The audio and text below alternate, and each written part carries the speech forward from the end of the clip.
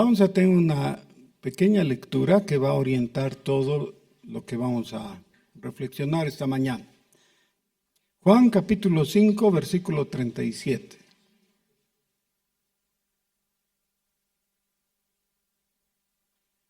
También el Padre que me envió ha dado testimonio de mí. Nunca habéis oído su voz, ni habéis visto su aspecto, ni tenéis su palabra morando en vosotros, porque a quien Él envió, vosotros no creísteis. No creéis. Escudriñad, dice en la Reina Valera, la mejor traducción es escudriñáis. Así está en las otras versiones también. Escudriñáis las Escrituras, porque a vosotros os parece que en ellas tenéis la vida eterna, y ellas son las que dan testimonio de mí. Y no queréis venir a mí para que tengáis vida. Qué afirmación tan grave, ¿no? Esa es una de las frases tristes en el Evangelio según San Juan. Ustedes no quieren venir a mí para que tengan vida. Ahora, hemos visto en las semanas anteriores algo de las controversias del Señor Jesús. El Señor Jesús fue y enfrentó al judaísmo en total. Las diferentes facciones del judaísmo tenían motivos para rechazar a Jesús según su punto de vista. Estaban los fariseos, que eran los líderes religiosos populares, es decir, eran admirados y seguidos por el pueblo judío.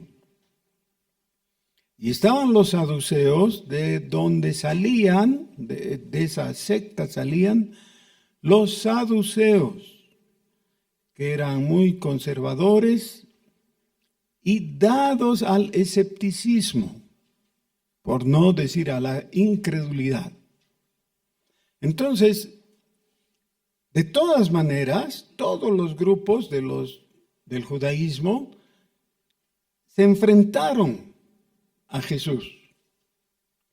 En la última semana, antes de morir, el Señor estaba en Jerusalén y fue atacado inicialmente por los sacerdotes.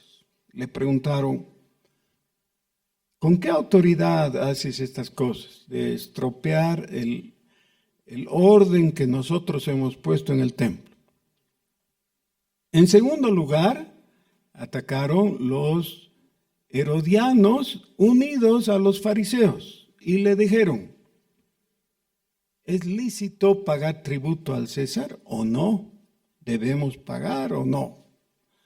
Y ustedes saben que el sí era una sentencia de muerte a manos de los judíos porque iba a ser acusado de traidor. El no era una sentencia de muerte también por subversivo. Así que, de todas maneras, era una pregunta, una trampa para Jesucristo. El Señor con su sabiduría les pidió la moneda y ustedes ya saben la respuesta del Señor. Pero ahí vemos que los fariseos, junto con los herodianos, que eran enemigos, ya eran enemigos así declarados, se unieron para atacar a Jesús. Los saduceos vinieron a continuación y le hicieron la pregunta de la resurrección.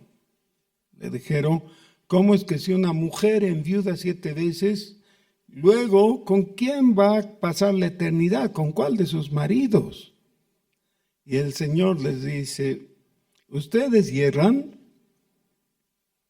ignorando las Escrituras y el poder de Dios. Y muestra que toda la posición de los saduceos era equivocada porque eran incrédulos fundamentalmente. Ahora tenemos entonces dos tradiciones diferentes, pero representativas del judaísmo. La de los saduceos, que tenían su base en el Pentateuco. Y su énfasis estaba en el cumplimiento de la ley tal como la Escritura decía. Y ahí no hay ninguna ley acerca de la resurrección, así que no querían nada que ver. Y por el otro lado tenemos a los fariseos, que eran estudiosos de la Escritura, pero a través de los comentarios de los rabinos que se habían ido formulando por los siglos del Antiguo Testamento.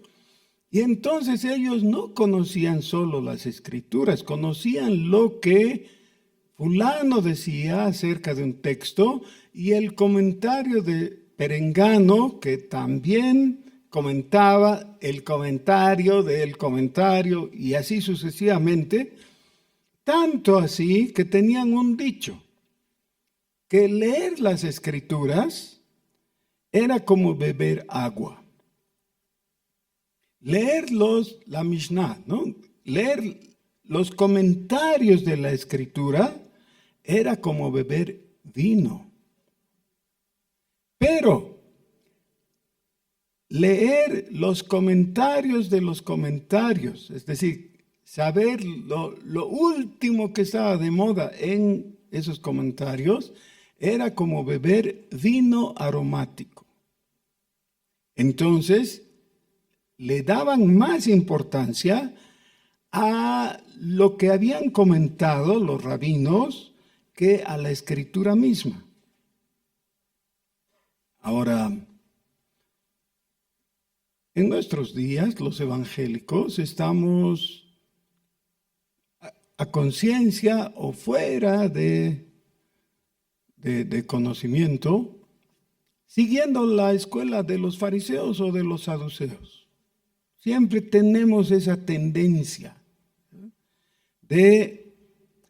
es decir, todos nos preciamos de ser escriturales, ¿no? Y si tú vas a cualquier iglesia evangélica y les preguntas, ¿y ustedes tienen sana doctrina?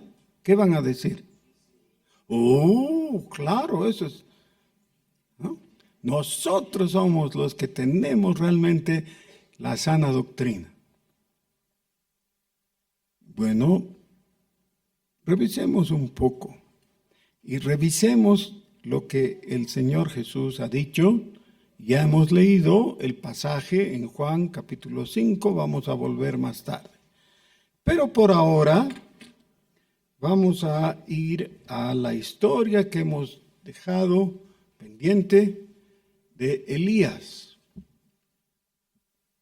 En el último episodio que hemos visto, Elías, enviado por Dios, va y confronta a Acab. ¿Quién era Acab? El rey de Israel.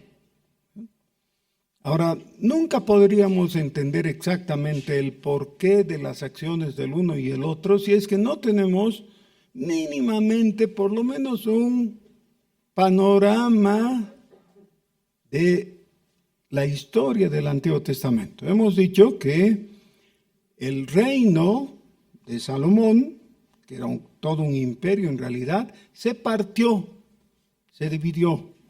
Quedó el país del norte, Israel, y el país del sur, Judá. Los reyes de Judá eran descendientes de David, todos ellos.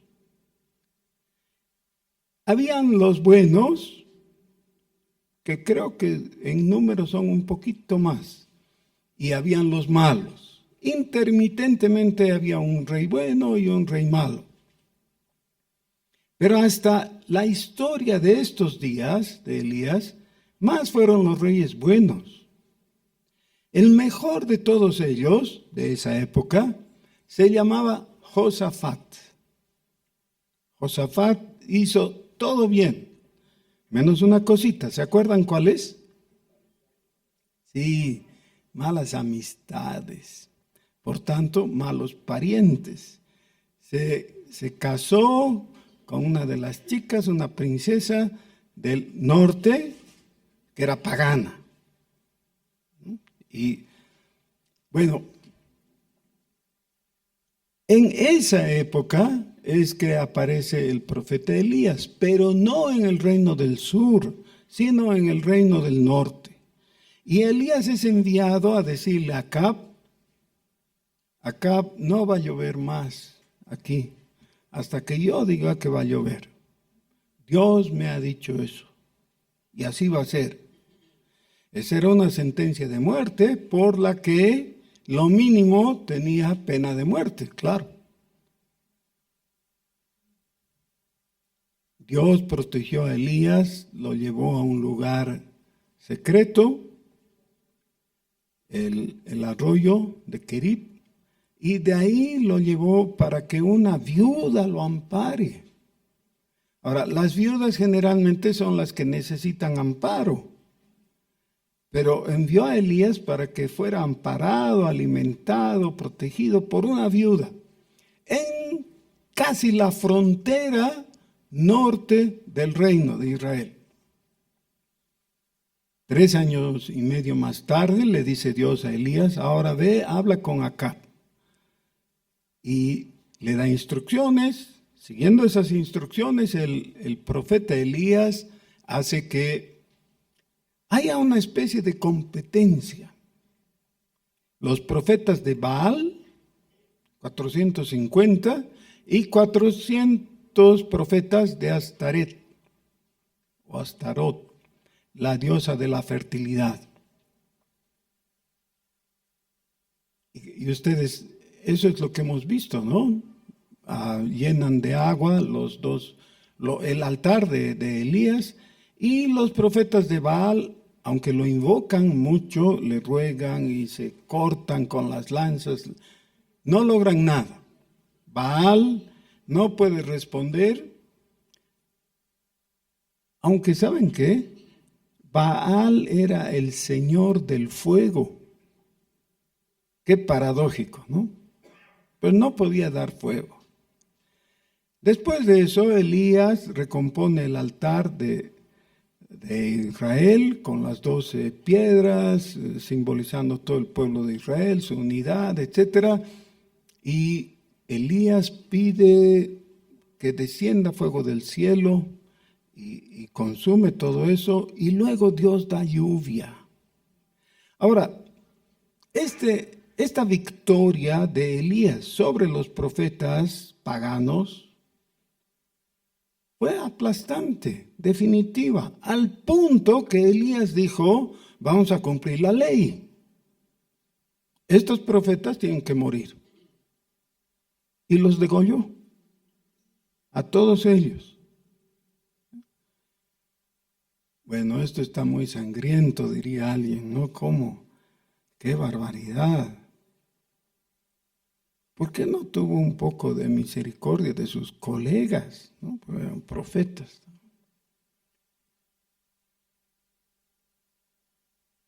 Una pregunta, y no contesten en voz alta, pero traten de aclarar en su mente. En base a todo lo que hemos dicho, ¿Elías era saduceo o fariseo?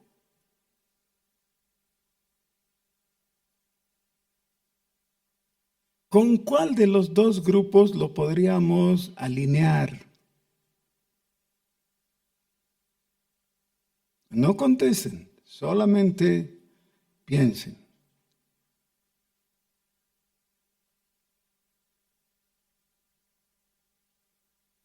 Yo sé lo que está pensando mi esposa. Está temiendo que yo diga, no era ni lo uno ni lo otro, era presbiteriano. Pero era. No, es broma. Ok. Primero Reyes, capítulo 19. Acab dio a Jezabel la nueva de todo lo que Elías había hecho y de cómo había matado a espada a todos los profetas. Entonces envió Jezabel a Elías un mensajero diciendo: así me hagan los dioses y aún me añadan, si mañana a estas horas yo no he puesto tu persona como la de uno de ellos. Esta era una mujer de armas tomar, ¿no? Miren, Acab, así furioso como estaba con Elías y queriendo su muerte, cuando lo vio enfrente y Elías le propuso eso de reunir al pueblo y todo, Acab fue dócil, ¿o no? Hizo lo que Elías le dijo y después, cuando Elías demostró que el verdadero Dios es Jehová y no Baal, Acab no lo atacó, no hizo nada. Pero esta mujer, Jezabel, sí estaba muy enojada contra Elías. Ahora, nosotros que tenemos una mente un poco infantil muchas veces, especialmente cuando vemos películas, pensamos, entonces Elías, el gran Elías, lleno de poder, se va a reír, ¿no?, de lo que dice Jezabel. Porque ¿qué le va a hacer una reina si él ya ha ganado el respeto del rey? Versículo 3. Viendo pues el peligro, se levantó y se fue para salvar su vida. Y vino a Beerseba, que está en Judá, y dejó allí su criado. Y él se fue por el desierto un día de camino. Y vino y se sentó debajo de un enebro, deseando morirse. Dijo: basta ya, oh Jehová, quítame la vida, pues no soy yo mejor que mis padres. Hermanos queridos, aquí es posible que si leemos muy rápido este texto, no captemos algo tan existencial como fue para Elías. ¿Qué pasó con el profeta, con este hombre tan valiente, decidido? ¿Qué pasó? Lo que ahora tiene son las amenazas de una mujer suela. Porque eso era Jezabel, era reina, pero era una mujer suela. Y él está tan asustado. No es que dice, bueno, esto no funciona, me voy a predicar en tal otro lugar y por ahí me va mejor, listo. No, dice que corre para salvar su vida. Está asustado. Y es en esos momentos que uno se da cuenta que ha experimentado el temor, que a veces se convierte en pánico, que entonces se llena de vergüenza. ¿Han visto alguna vez que están caminando por la calle y pasan cerca de una puerta cerrada y un perro se abalanza, ¿no?, y hace todo el ruido y uno se asusta? Y después del susto, viendo que hay una reja, no va a pasar nada, recién, no me puede hacer nada, ¿no? Pero ya has hecho el ridículo, ¿no? Especialmente, eso es lo que sentimos los varones, las mujeres no tanto, pero los varones, porque a veces es un quiltro de mala muerte, pero ladra lindo, ¿no?, fuerte, y te asusta. Y te avergüenzas.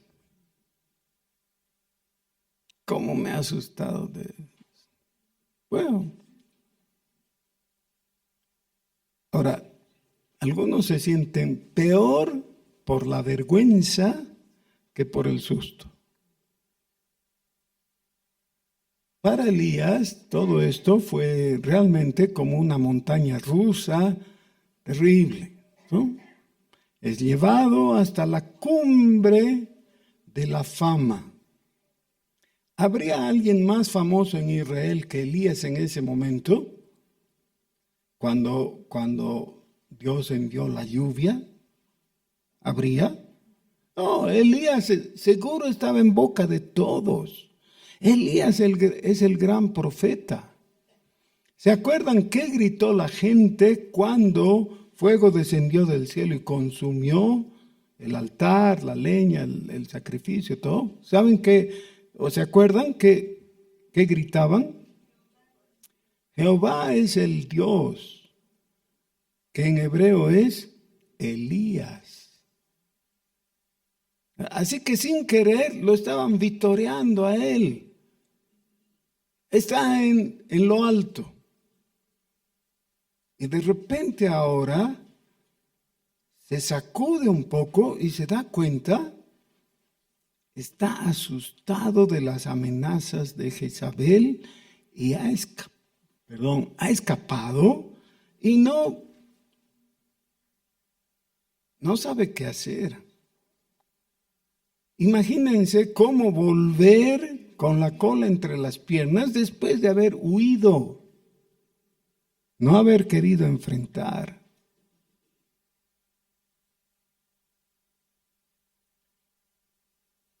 Él está no avergonzado ante la gente, porque no hay gente ahora. Está avergonzado ante sí mismo. ¿Cómo puede ser que yo haya actuado así? ¿No soy yo el gran Elías? Tal vez no dijo gran, pero no soy yo Elías que solo tengo que rogar a Dios porque soy su profeta y Dios envía fuego primero y lluvia después de 3 años y medio.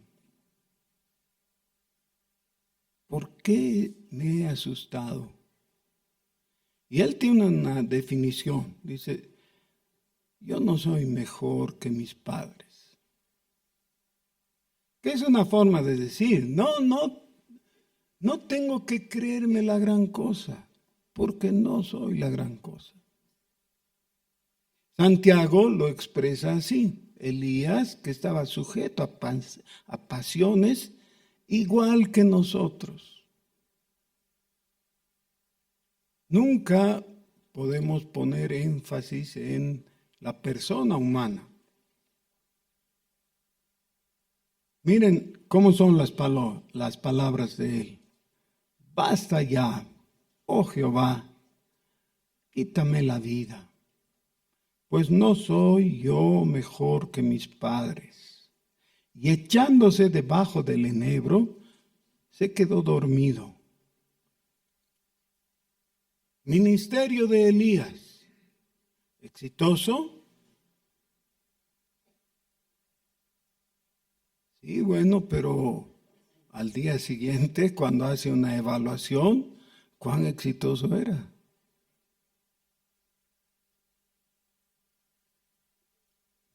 Elías tiene estas dos palabras que creo expresan muy bien lo que a veces nosotros sentimos también. Basta ya. No quiero más. He visto cosas maravillosas, sí, pero ¿qué resultado? ¿El pueblo se convirtió? No se convirtió. El rey dijo, bueno, voy a sacar un decreto real y de aquí en adelante nos dejamos de ídolos y vamos a adorar al Dios vivo y verdadero.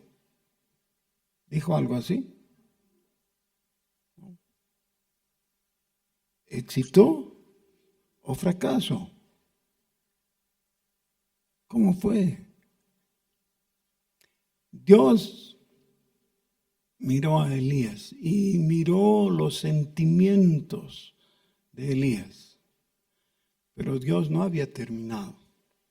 Y echándose debajo de un enebro se quedó dormido, y he aquí luego un ángel le tocó y le dijo: levántate, come. Entonces él miró, y he aquí a su cabecera una torta cocida sobre las ascuas y una vasija de agua, y comió y bebió y volvió a dormirse.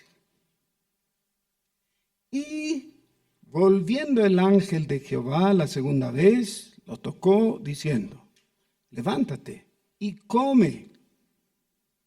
Claro, ya había dormido, ya había digerido, ahora come, porque largo camino te resta.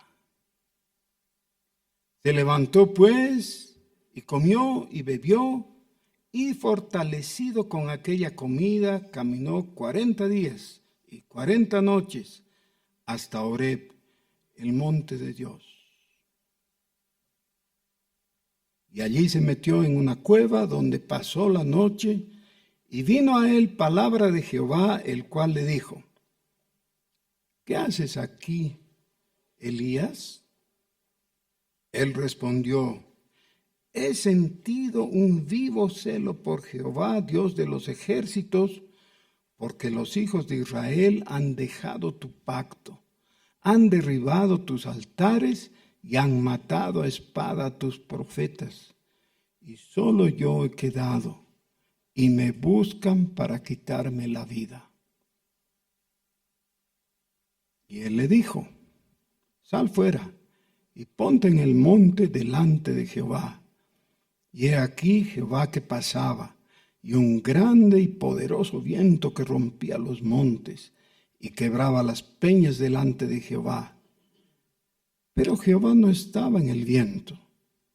Y tras el viento un terremoto. Pero Jehová no estaba en el terremoto. Y tras el terremoto un fuego. Pero Jehová no estaba en el fuego. Y tras el fuego un silbo apacible y delicado. Y cuando lo oyó Elías, cubrió su rostro con su mano y salió y se puso a la puerta de la cueva. Y aquí vino a él una voz diciendo: ¿qué haces aquí, Elías?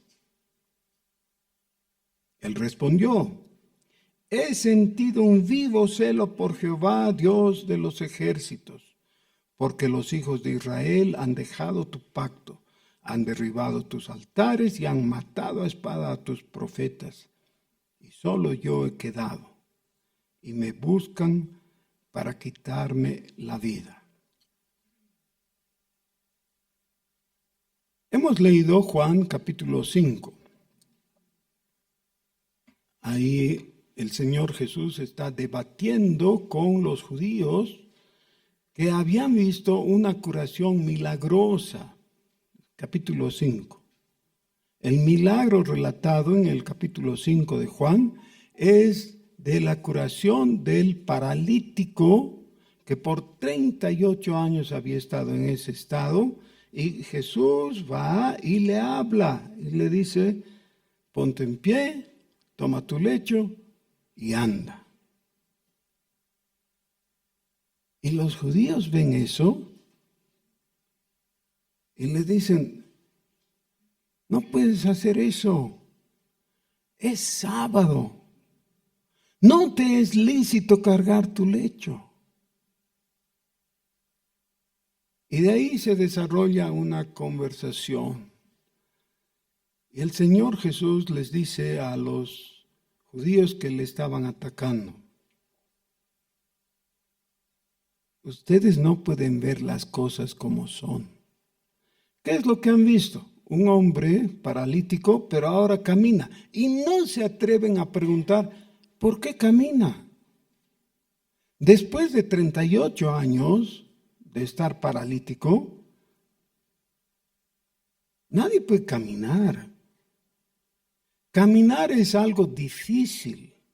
Si ustedes han estado alguna vez con yeso o algo, seguro que recuerdan, después de pasar un tiempo y cuando ya están bien, ya se han recuperado, no pueden caminar. No se puede caminar simplemente. Este hombre, si se puso en pie, tendría que haberse caído, porque no sabía ya. Pero ¿qué hace? Obedece, ¿no? Se pone en pie, toma su lecho y anda. Qué maravilloso. Jesús les dice, sí, han visto el milagro, pero no entienden qué ha pasado. Porque ustedes escudriñan las Escrituras. ¿Está bien escudriñar las Escrituras? Sí, claro, está bien. Pero las Escrituras no son el fin último. Las Escrituras tienen el testimonio de Jesús. De eso está hablando el pasaje en Juan 5. Las Escrituras sirven solamente si miras la señal que indica a la persona de Jesús. Hemos conocido teólogos, profesores de teología en la universidad. Ellos declaran abiertamente que son ateos. Uno dice, ¿qué puede estar estudiando un ateo teología? ¿Por qué? Sí, en el mejor de los casos te dice, porque es interesante. ¿Y es interesante la teología? Claro, es interesante. Pero si te quedas con esa opinión de que es interesante, eres un fariseo más. Jesús les dice, ustedes escudriñan las Escrituras, pero no quieren venir a mí. Ahora, ¿por qué escudriñaban las Escrituras los fariseos? Porque ustedes creen que en ellas tienen vida eterna. ¿Saben qué? Por el estudio de las Escrituras, simplemente nadie tiene vida eterna. Esa es una equivocación. Hay que escudriñar las Escrituras, pero hay que prestar atención a la persona que las Escrituras muestran, que es Jesús. Si puedes leer la Biblia y no ver a Jesús, eres un fariseo o un saduceo. No importa lo que seas, te vas a ir al infierno. Porque hasta ahí no sirve más. Bueno, vienen los otros y dicen, nosotros estamos mejor porque no estamos en esa posición, simplemente nosotros hacemos milagros. Pero el Señor, algunos de los que hacen milagros, les va a decir, apartaos de mí, no os conozco, hacedores de maldad. Ellos van a decir, pero en tu nombre hicimos milagros y echamos fuera demonios. Sí, pero no les conozco. La salvación no viene por hacer milagros ni por escudriñar las Escrituras. El gran Elías ha logrado lo que quería y ha fracasado, y entonces por fin puede mirarse en el espejo espiritual y decir, no me tengo que creer la gran cosa, no soy mejor que mi entorno, no soy mejor que mis padres, no soy mejor que mis contemporáneos. No estoy en mejor posición. ¿Qué necesitas, Elías? ¿Cuál es la receta del ángel? Ve a Horeb. ¿Qué hubo en Horeb? ¿Se pueden acordar? Dios habló con Moisés y le dio la ley. Así que las escrituras son necesarias. Claro, muy necesarias. Por eso hizo Dios todo lo que hizo en el desierto, en el Sinaí, para darles la ley. ¿Es útil la ley? Claro. ¿Es útil la profecía del Antiguo Testamento? Sí. Pero no te puedes quedar ahí. Necesitas encontrarte con Dios. Necesitas ese encuentro con Dios que solamente se da en Horeb. Cristo es la peña de Horeb. Si tienes conocimiento bíblico o si haces milagros, igualmente no te es suficiente.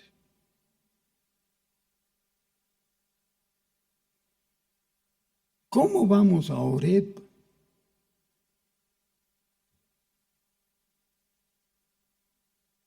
¿Quieren saber cómo? Vamos a volver a leer con atención. Juan, capítulo 5. Hemos leído desde el 37, pero quiero hacerles notar que en el versículo 31 dice, si yo doy testimonio acerca de mí mismo, mi testimonio no es verdadero. Otro es el que da testimonio acerca de mí. Y sé que el testimonio que da de mí es verdadero.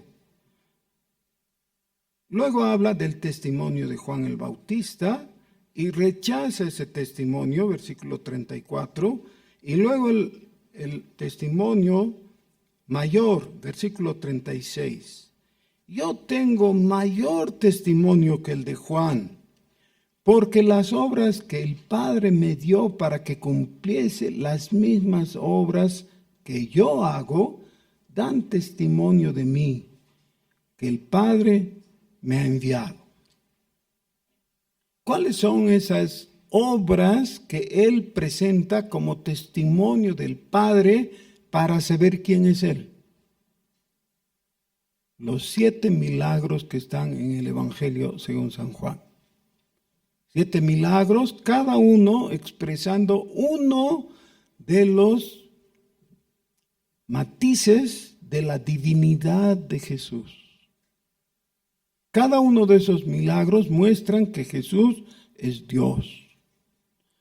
¿Cómo nos podemos encontrar con Dios personalmente más allá que los fariseos y los saduceos?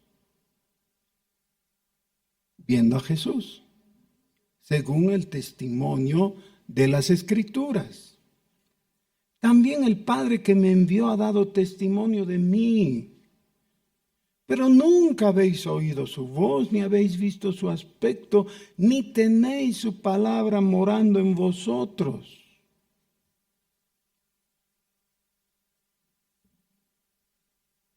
¿Dónde está la palabra de Dios? A veces encontramos gente que, como yo, ¿no? ¿Tienes Biblia? Sí, tengo una colección de Biblia y me jacto de tener una colección de Biblia. Pues la colección se está empolvando ahí. ¿Sirve la colección? Sirve pues para mostrar a la gente, impresionarla, ¿no? Mira mi colección de Biblias. Sí, pero esos son los libros, la Biblia. La palabra, ¿dónde está? ¿Dónde?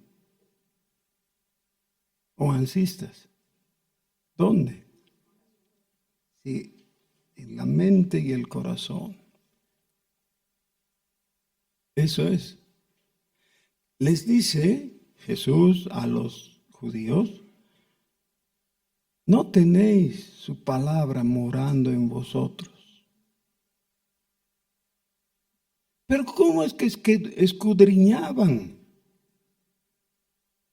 Sí, en el nivel superficial, en el nivel técnico, en el nivel académico, pero no en su corazón. ¿Por qué puede afirmar Jesús algo tan terrible? Ni tenéis su palabra morando en vosotros, porque a quien Él envió, es decir, Jesús, vosotros no creéis. Hermanos, creer en Jesús es un asunto que hace división entre un destino o el otro respecto a la eternidad. ¿Tus zapatos son finos, de marca?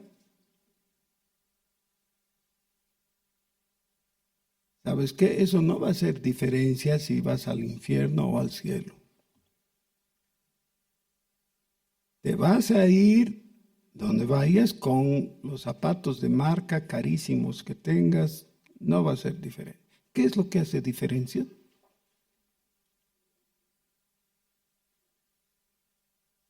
Reconocer, recibir, tener a quien Él envió. Eso es. Y luego añade el versículo que hemos dicho. Ustedes escudriñan las Escrituras porque les parece que en ellas tienen vida eterna.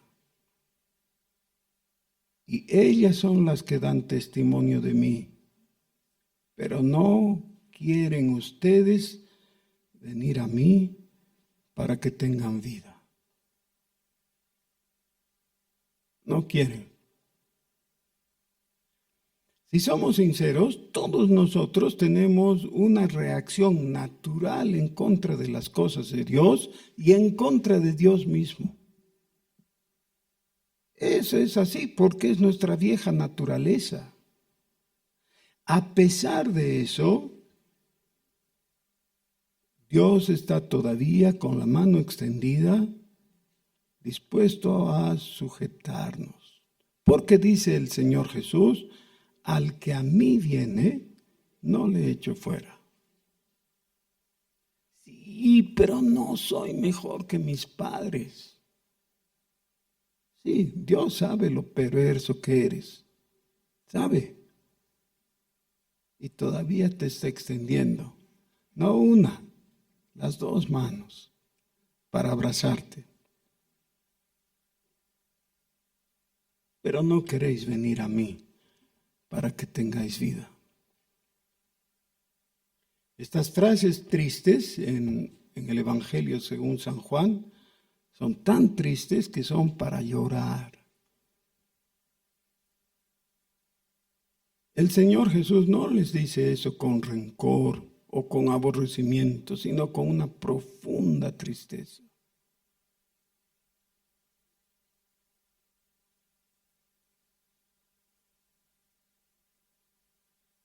Cuando Elías estuvo en la cueva en Horeb, Dios lo convocó. Y para mostrar las posibilidades de equivocación, le mostró primeramente un viento fuerte, poderoso, que rompía los montes. Ahora, ¿se pueden dar cuenta de eso?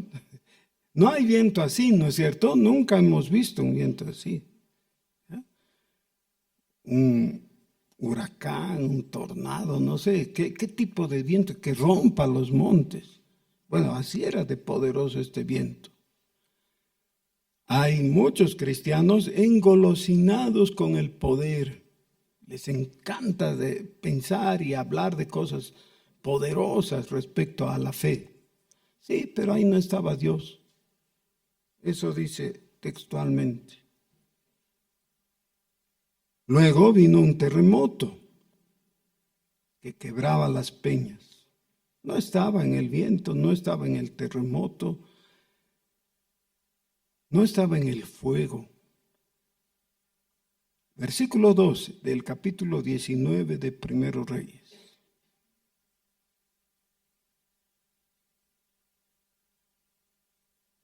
y tras el fuego un silbo apacible y delicado.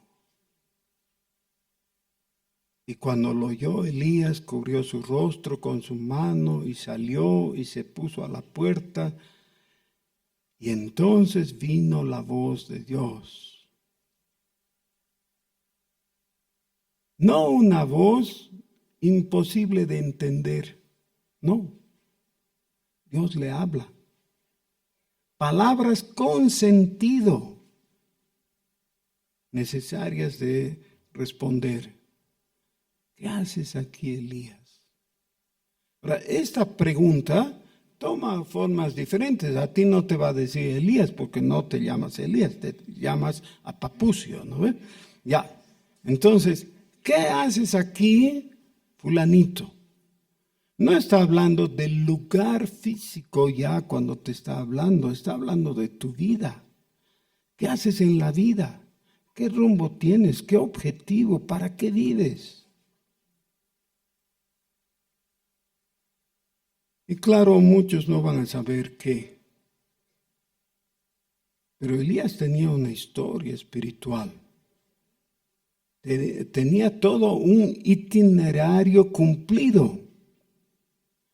Y entonces le dice Elías, el celo de Jehová me ha movido. Esta es la situación. Tu pueblo te ha dejado. Solo yo he quedado. Estamos viviendo en nuestros días en momentos críticos en nuestro país. La gente se debate entre la desesperanza y el deseo de que algo ocurra, ¿no? Pensando, tal vez ahora alguien va a poder encontrar salida a nuestra situación, a nuestra condición.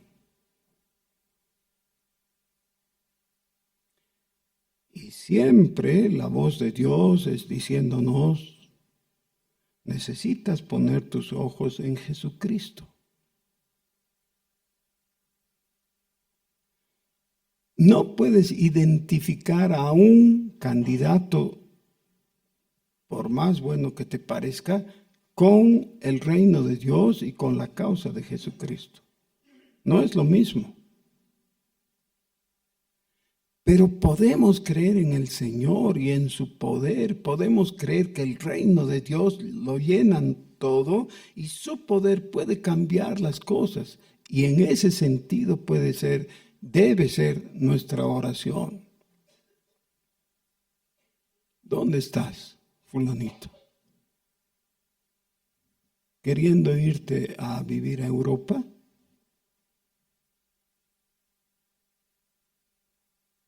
¿Dónde estás?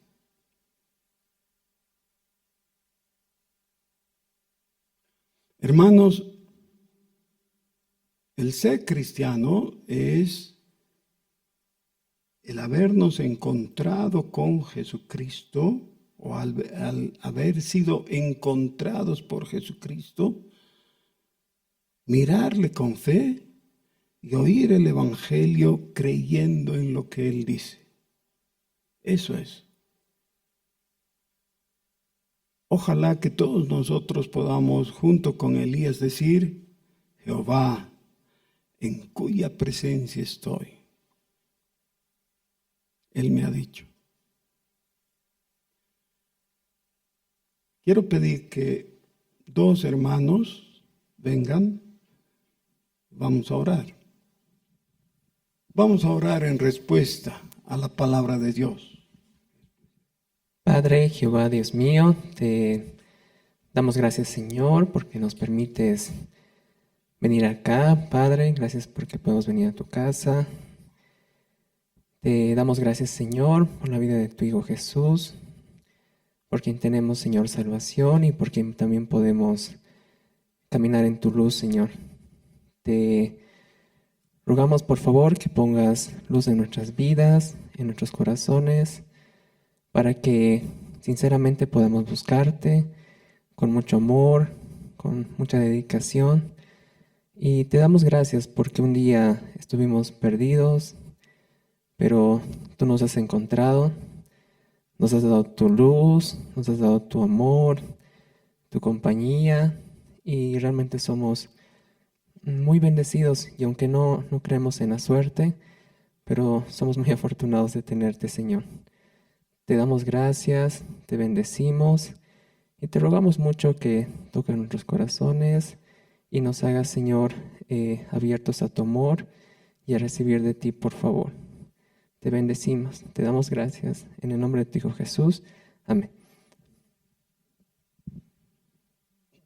Padre amado, gracias otra vez te damos porque hemos podido escucharte, Señor, aprender de ti.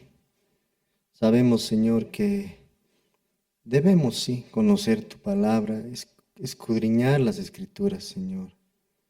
Aún así, no solo eso, Señor, sino ver en las Escrituras a Jesús.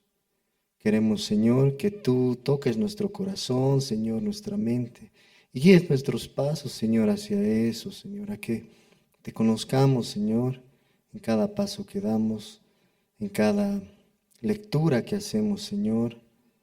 Ayúdanos primeramente a seguirte, Señor, a aprender de ti y a hacer práctica, Señor, esa tu palabra. Y sobre todo, Señor, pongas en nuestra mente y en nuestro corazón a tu Hijo Jesucristo, a su bondad y a su misericordia. En el nombre de Jesús. Amén.